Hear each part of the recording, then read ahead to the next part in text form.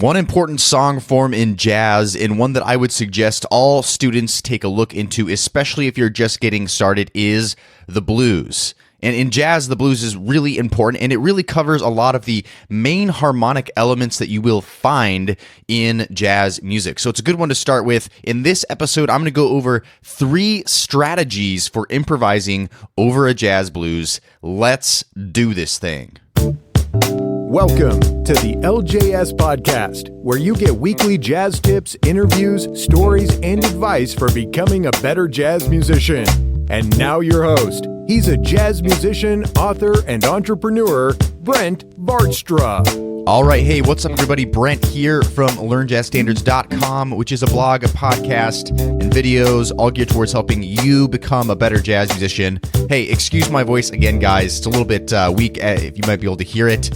Still have a cold, like I did in last episode, recording these one after another here. So forgive me there, but hey, I'm excited to be here no matter what the condition of my voice actually is, because we have a fun episode today, a value-packed episode. This is one that I really am hoping that all of you are going to get a lot from, and this is 3 strategies for improvising over jazz blues. Like I said in the intro, blues, super important when it comes to jazz. That's really a big place for where jazz really emerged from, was blues. So we should be working on this, right? Especially because there's so many harmonic elements that are so important in jazz. Now, we are coming up to the end of the year here, and so we are tying up some last episodes. So what I want you to do, though, is I want to make sure you're subscribed to the show. If you're not subscribed, we have so much good stuff coming, especially in 2019. Especially 2019. I'm going to be talking a little bit about my plans for 2019 in an upcoming episode. So make sure you're subscribed. And hey, by the way, if you want to give a little end of the year gift to the Learn Jazz Standards podcast, really easy to do that is just by leaving a really kind rating and review on iTunes or wherever you listen to your podcasts. So if you're a regular listener, you're someone that really enjoys this show, and you've never done that before, go ahead, head on over to iTunes. Just leave a really nice rating and review. Helps other people know that this is a show worth listening to. All right, so I don't want to waste any more time here. I want to get right into these 3 strategies. These are super important. Let's get on to it.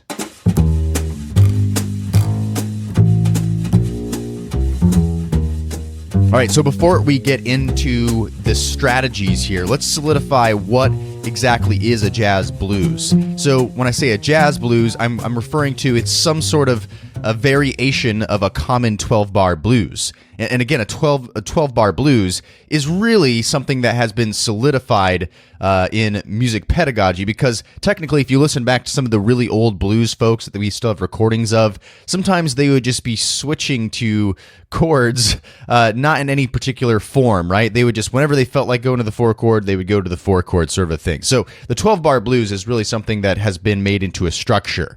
So the 12-bar blues, we're going to do this. We're going to do everything in the key of concert B flat today, because I think that's a common key for the blues and jazz. So we start with the 1 chord. It's always going to be a dominant 7th chord. So in this case, a B flat 7 or a variation of, and then an E flat 7, which is the 4 chord, back to the B flat 7, 2 bars of that, and then E flat 7, 4 chord,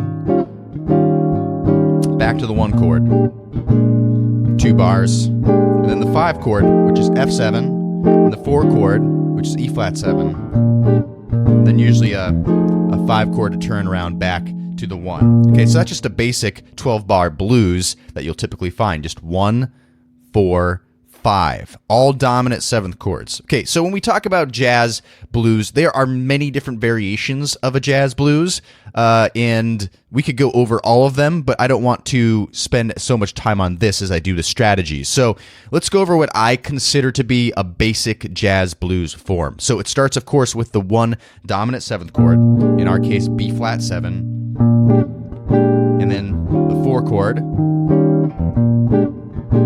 two bars of that, and then 4 chord again. Now, oftentimes, there's 1 bar of the 4 chord here, and then a sharp 4 diminished. Okay, I think that's pretty common in jazz. So we go to the 4 chord, E flat 7, then E diminished 7, back to the 1 chord. And here is where things differ from the basic 12-bar blues. Then we go to the dominant 6 chord, which is G7 in the key of B flat. Now we call this a secondary dominant, okay? A secondary dominant. That's an entirely different episode that I've covered before in this podcast. You can go ahead and look through the feed for that one. I can't remember off the top of my head what number episode that is, but in case you're wondering what a secondary dominant is, I explain that way better in another episode. Okay, so G7, that's the 6th chord, into the 2 chord. Again, this differs from the basic blues. The 2 chord is C minor 7, and then the 5 chord, F7 to B flat 7. And then again, usually back to some kind of 5 chord to turn around. So again, let's just do this, go through the basic jazz blues here. So 1 chord, B flat 7, 4 chord, E flat 7, B flat 7, 1 chord, E flat 7, the 4, the sharp 4 diminished, E, and then B flat 7, G7, the 6 dominant, 2, the C minor 7, F7, the 5 chord, 1 chord. Okay, so we've got that solidified. That is your basic jazz blues. That's a form that I would definitely suggest that you have memorized. And the great thing about the jazz blues is you've noticed it has 2-5-1 chord progressions in there. It has some diminished harmony in there. It has that dominant 6, that secondary dominant. This is all very common stuff in jazz harmony. So that's why practicing and learning the blues is not only a great starting point for folks, it's also a really great place for everybody, no matter where you're at, to be very competent at playing. Okay? So now let's go talk about those strategies. Now, the strategies are very conceptualizing ideas here. So it goes without saying that you need to be working on jazz language, learning licks, learning solos. In my 30 Steps to Better Jazz Playing course, that's something that we really focus on in general, not just on blues, but with different jazz standards, is learning solos and learning licks in different keys, because ultimately, that's really how you get the language of jazz. But these strategies are tools that you can use to conceptualize jazz language in playing the quote-unquote right notes, or the notes that are going to define the chords better, okay? And just to reiterate that, the way I first started learning the blues is I had a teacher, Bruce Foreman, a great Los Angeles guitar player, if you've never heard of him before. And one day we just sat in a room together at a little jazz workshop when I was, I was in high school. And he just said, "Hey, Brent, play this." And I was like, "Oh, okay, that sounds pretty bluesy." I had no clue what it was or what he was doing, but I played it back. Right? And just that little idea opened up an entire world for me. I didn't know what it was, but then I started going, oh, I guess I could do the same thing on the 4 chord. Right? And then I could do that on the 5 chord. And the 4 chord.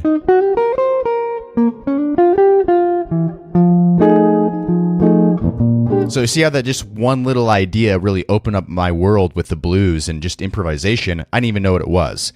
So that's what you need to be doing as well, is working on licks and just language like that, so that you can get those sounds in your ear and start exploring for yourself. Okay, but let's talk about strategy number 1. Strategy number 1. And I'm going to start with what I would consider the best starting place. The best starting place. And that is play the chord tones. Okay, this isn't rocket science here. Just play the chord tones. Now, in the case of a jazz blues, we are talking about dominant 7th chords and minor 7th chords here. So you're always going to be playing 1, 3, 5, flat 7. Or in the case of a minor 7th chord, 1, flat 3, 5, flat 7. Okay? So to demonstrate this, I'm going to put on a little B flat backing track, just one chorus, and I'm going to show you that I can play a solo by just playing those chord tones. Okay? So check this out, just the chord tones of each chord.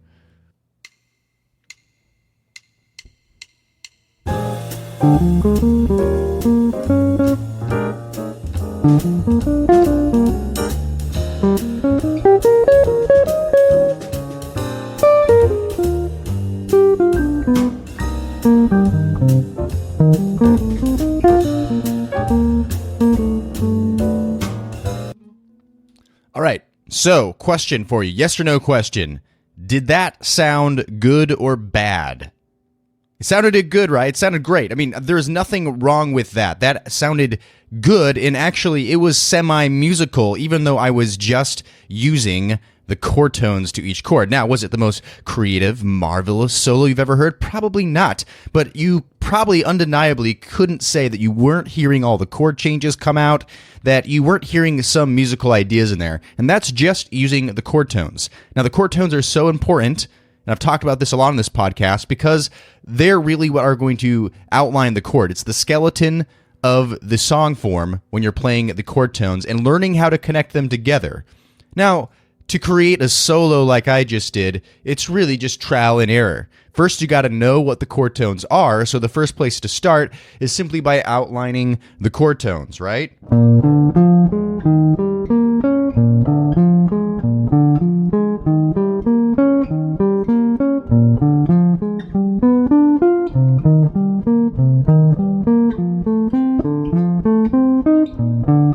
Right? So all the chord tones to those chords, just knowing what they actually are, probably playing them in multiple octaves too, if your instrument warrants, right? So you're going to want to be able to do that. And then after that, you can start thinking, how can I put parameters around my improvisation so that I'm only using the chord tones? And that's a great challenge. How can I make just the chord tones creative? But this is especially great if you are just starting out and you're like, man, I don't really have that edge on my improvisation. You know, maybe you're playing too many notes. Maybe you're not able to outline those chord changes. Simple. Just focus on the chord tones. So that's strategy one. I'm going to give you some challenges at the end of this episode, but that's the first strategy. All right, now strategy number 2 is, wait for it, major and minor pentatonic scales. Major and minor pentatonic scales. Now, if you're a guitar player listening right now, I'm going to make fun of you. You're going, ooh, I know that one, right? Because guitar players are obsessed with the major and minor pentatonic scales. You guys got to get over it a little bit, but hey, there's something to them, especially when it comes to the blues, right?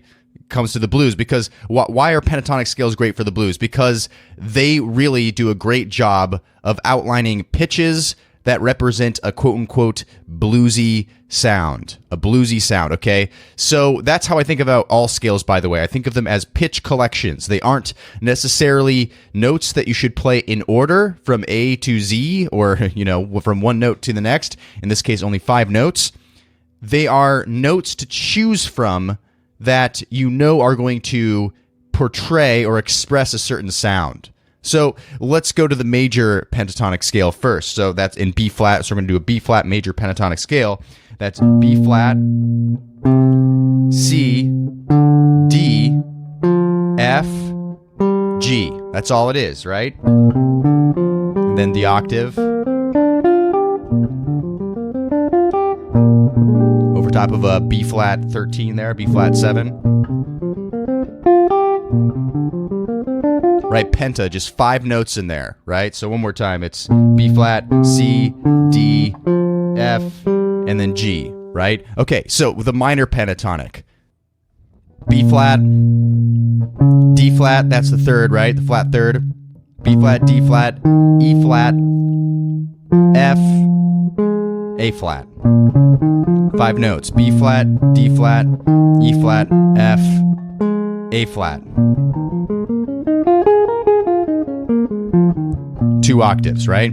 Okay, so just listening to this scale, we know this sounds bluesy. That's why everybody likes to think about it over the blues. Why does it sound so bluesy? Well, it especially does because of this note right here. That's the flat third, but it's really the sharp 9. If we're playing a B flat 7, it really sounds like a sharp 9, which is a bluesy chord, right? Bluesy, bluesy, bluesy, right? Funky, bluesy, all that stuff. Okay, so we like to use that. Now, what's the problem with the major pentatonics and the minor pentatonics? Well, the problem with them is that in general, you're not really hearing them outline any of the chords if you're just playing simply the scale, right? That's why this strategy and even the chord tone strategy shouldn't be left to its own devices. It shouldn't be left alone unto itself. It's just one strategy to combine with some other strategies to create some musical ideas, right? Along with just learning jazz language by ear. So if we were to, though, try to outline a little bit of the chord changes, how would we do that, right? So let's think about this really quickly. If we have a B flat 7, all right, I think it would be appropriate to think of major pentatonic ideas. So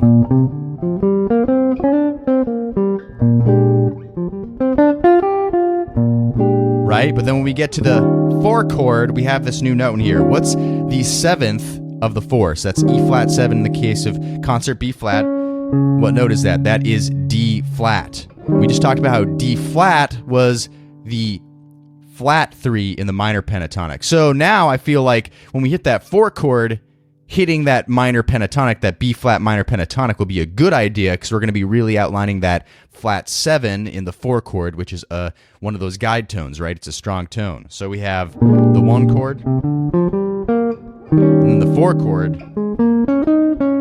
That's the minor pentatonic. Back to the major, to the 4 chord, to the 1 chord.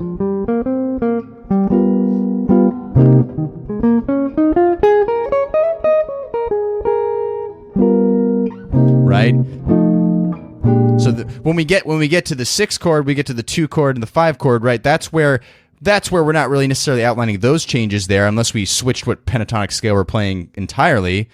But we're still getting that really bluesy sound that we want, right? So the major and minor pentatonic scale. So I'm going to improvise a little bit using just those scales, the major and minor pentatonic, and mixing them together, okay? That's my goal for the solo. So let's listen to this, just one chorus.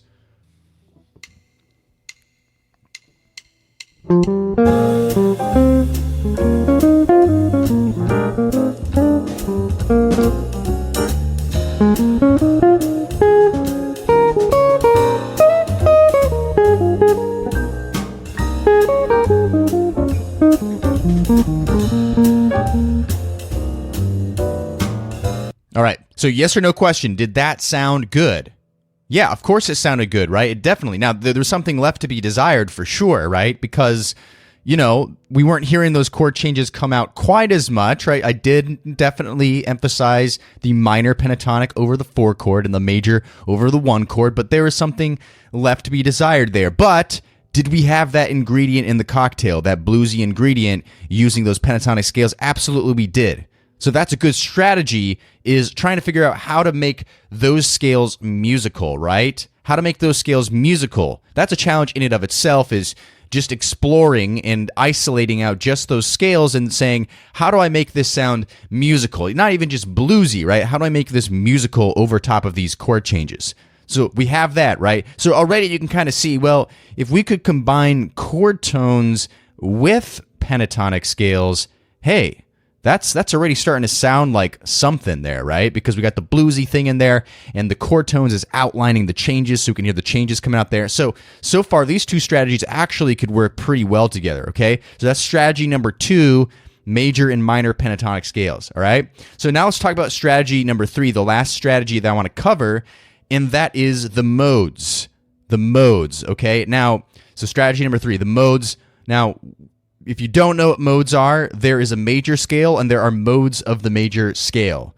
Essentially, you can start and end the major scale on any one of its chord tones, and each one of them has a name, right? So Ionian is just the basic major scale. So a B flat major scale is Ionian,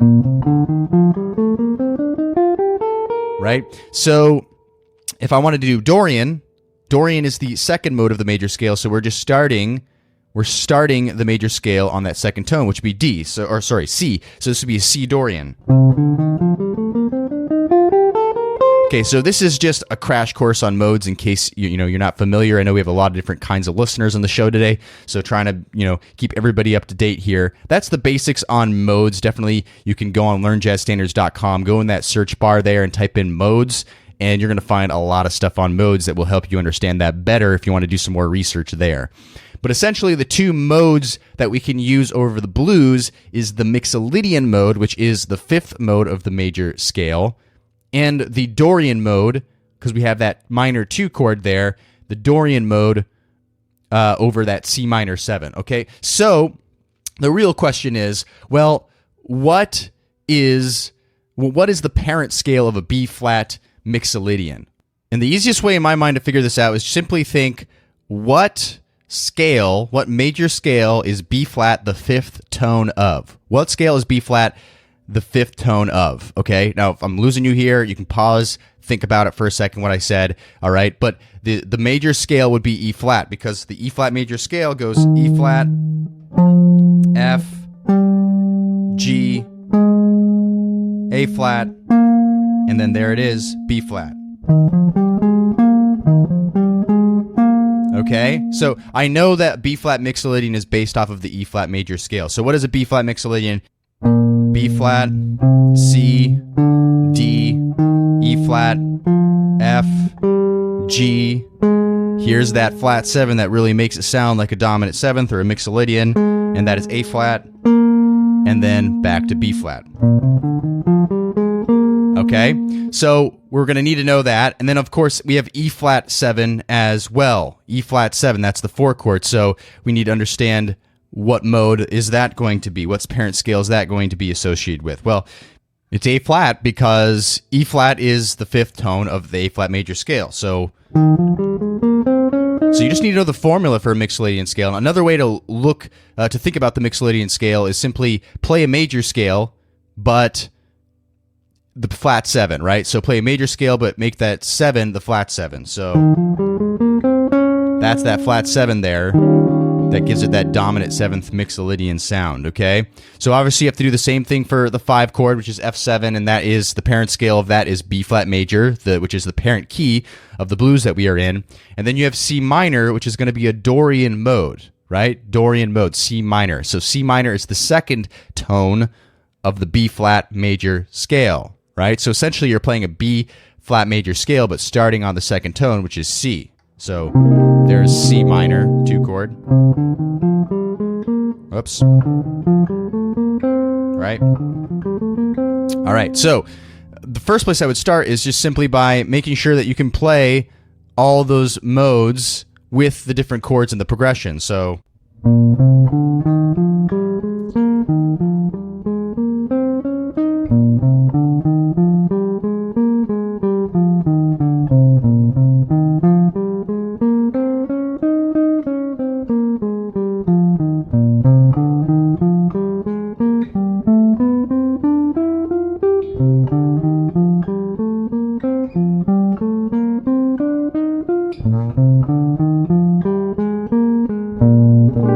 okay, so that's just like the basics there. Right? I was just doing 1 octave forward and backward through the scale. You know, that's just to define what those notes actually are. And then, of course, after that, it's time to start improvising a little bit just using those modes, okay? So let me give that a shot right now with a backing track.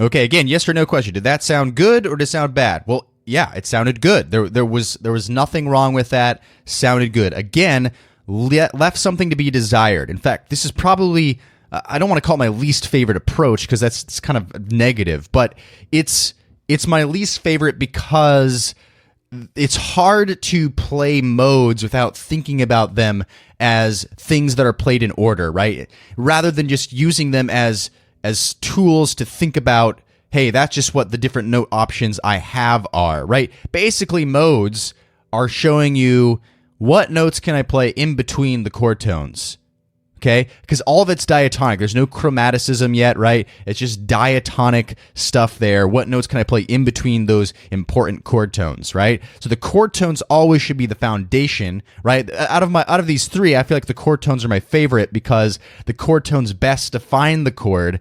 And if I just know what those notes in between them are, aka understand the modes, well, then that kind of opens up the playing field a little bit, okay? So Let's talk about these three strategies now. Number one, we had chord tones. Strategy number two was major and minor pentatonic scales. And strategy number three was playing the modes, in this case, Mixolydian and the Dorian modes over top of the blues.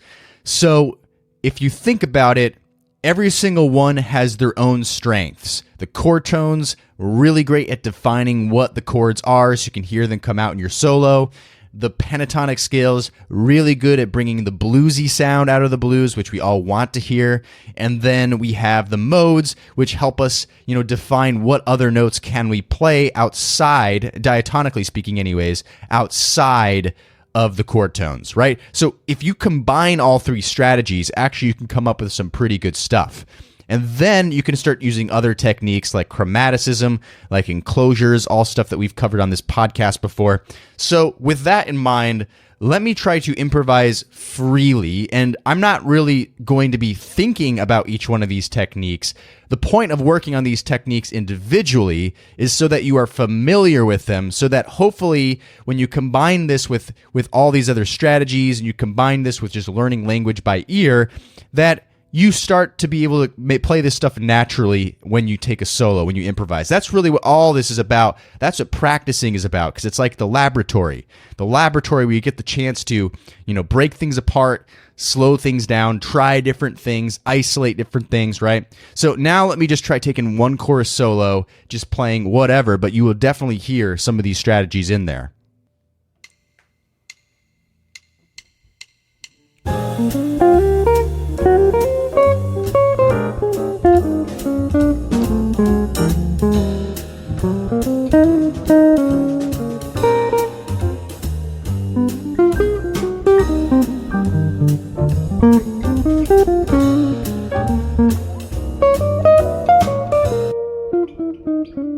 Okay, so not a lot of time to develop any ideas there. I only gave myself one chorus, but did it sound good? Yes, it did sound good.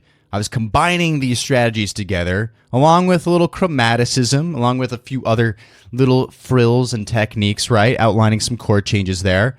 But that's what we can try to start doing, is take these strategies, work on them individually, then see if we can't start making some music out of each one individually, and then go ahead and try to see if we can't combine what we know. And the more you do this, the better it gets, the easier it gets, all of that stuff that I just mentioned, right? So those are the three strategies that I would love for you to spend some time working on. And so my challenge for you is to really spend some time working on at least one of those strategies this week and, diving deep into them and checking them out. Now, if you're someone who's a little bit more advanced and you want a steeper challenge, I always suggest my Blues in All 12 Keys challenge. So I did a video of that on YouTube, and so if you want to check that out, go ahead and look that up. You can just go to YouTube and type in Blues in All 12 Keys challenge, and that should come up. You'll see a video of me, and I actually go through and I take a solo over the blues in all 12 keys. A lot easier said than done, so that's a good one to go check out. You can also just go on learnjazzstandards.com and type in the blues in all 12 keys, and you'll find that video too. So that's a good one. Also linked in the show notes today. All right, so that's a good challenge to do. So the blues is really important. I hope you take me up on some of this stuff. I am thinking about just an option on the table in 2019, working on a blues course, like really digging deep into the blues. Lots of exercises, understanding all the different forms of the blues. This is all the stuff I'm starting to think about as we're going into 2019. So if that sounds like a good idea to you, if you're watching this on YouTube, leave me a comment, say, yeah, I want some of that, or go to, email me at help@learnjazzstandards.com. Let me know if that's something that sounds good to you, or whatever. Comment on the blog post, the show notes today. I'd love to hear what you think about that. But the blues is something that I want to spend a little bit more time on this podcast and in general, just because I think it's really important. So go ahead, work on one of these. I challenge you, work on one of those strategies and see what you come up with.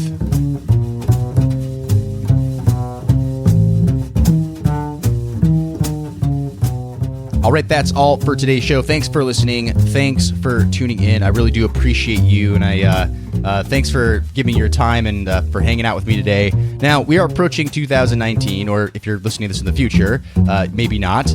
But this is a time where we start thinking about New Year's resolutions. What do we want to change in the year 2019, in the next year, and what do we want to go forward and do? And so you might be thinking, I want to really up my game on my jazz playing. I really want to take my jazz playing to the next level, and I want a program that's going to help me stay committed to that, and a community. Well, if you're interested in that, go check out my 30 Steps to Better Jazz Playing, Jazz Practicing course. There's really no other program like it. Lots of students in there in our community who are sharing assignments with each other, going through this process, and a lot of people are getting a lot of great results out of this. So I want to invite you to join me too at 30stepstobetterjazzplaying.com, 30stepstobetterjazzplaying.com. There is a free mini course you have to go through first. Call it Module 1. But that's a good thing to go through too before you can get invited in. So go ahead, do that, 30stepstobetterjazzplaying.com. And like I said at the beginning of the show, please leave a rating and review on iTunes if you enjoy this show or wherever you listen to your podcast. Greatly appreciate that. All right, next week, as always, going to be coming out with another episode. I'll see you back then. Thanks for listening to the LJS podcast, brought to you by LearnJazzStandards.com. Subscribe to the series on iTunes, and don't forget to join our jazz community at LearnJazzStandards.com/newsletter.